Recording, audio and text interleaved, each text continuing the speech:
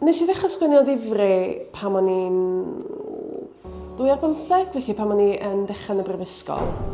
Ac oedd o'n gyfnod lle o'n i yn wael yn hun. O gyda fi ddiddordeb mawr mewn Cymraeg cyn hynny, ond dechrau cyfnod y brifysgol o'n i'n cael modiwla, creadigol ag ati. A wedyn geisio gyfnod hir o weiledd corfforol, a do gyda fi'n byd arall i wneud. Felly, y prif beth adeg hynny i fynd dan sylw oedd sgwennu.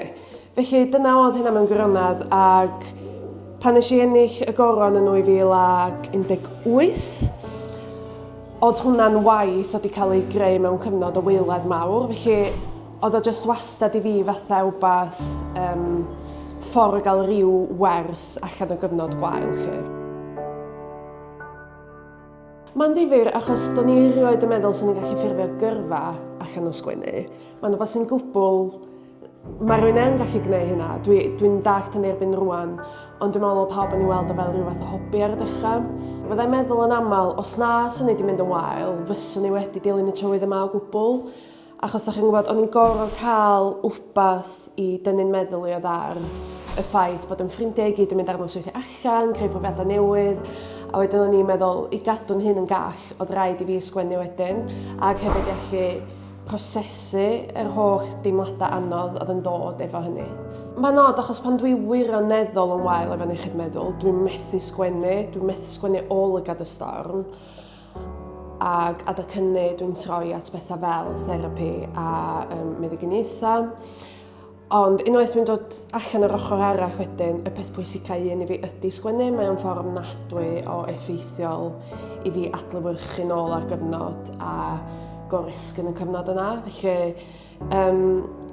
mae'n gyfuniad o bethau gwahanol a dwi wedi dod o hyd i'r drefn sy'n gweithio i fi, ond yn bendant mae sgwennu yna. Diwrnod calan llynedd, o'n i yn effro am oriau man y bore. Ac o'n i'n eitha stressed achos o'n i'r cyfnod yna, o'n i'n reid pwysau ymlaen yn weledol gan bod fi ar lot o gyffuriau gwahanol ac o'n i'n hollol stressed am y peth. Felly nes i sgwennu cerdd.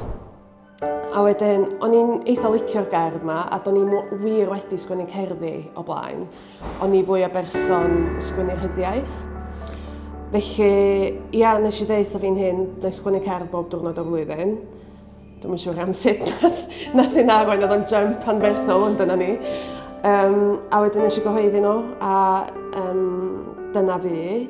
Ac o'n i'n synnu'n ofnadwy gymaint o llesiant meddyliol oedd yn dod o hynny. O'n i'n gwybod bod yna llesiant meddyliol yn dod o sgwennu, ond i wneud arferiad ohono fo, oedd o fatha myfyrio bob diwrnod. Yr un peth a fysa rhywun yn mynd at natur, neu'n ista mewn gornel mewn tawelwch, neu be bynnag ydy peth nhw, sgwenniad ymheth i ar gyfer y flwyddyn dwytha. Ac dwi'n licio meddwl sa pa bynnag brofiad sa di hitio fi mewn bywyd wedi'n arwain i at sgwennu. Dwi'n meddwl bod yna jyst rhywbeth yn yn anian ni sydd yn tynnu fi at yr ochr yna.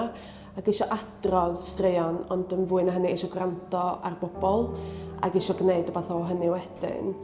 Felly, dwi'n meddwl bod o'n hanfodol yn y mywyd i bod fi'n sgwennu. Mae o y ffordd orau i fi ddallt y byd, ddallt lot o bethau sydd yn gallu bod yn ofnadwy gymhleth i fi. Does o ddim rhaid i wbath ofnadwy ddigwydd i rywun, i hynny fod yn wir o ran, da chi'n gwybod, does o'm rhaid i un digwyddiad tyngedfennol ddigwydd i rywun droi at sgwennu. Mae'n wbath sy'n gallu bod yn gymaint o chyndod a rhyddhad i rywun, dim ots be di sefyllfa nhw mewn bywyd lle.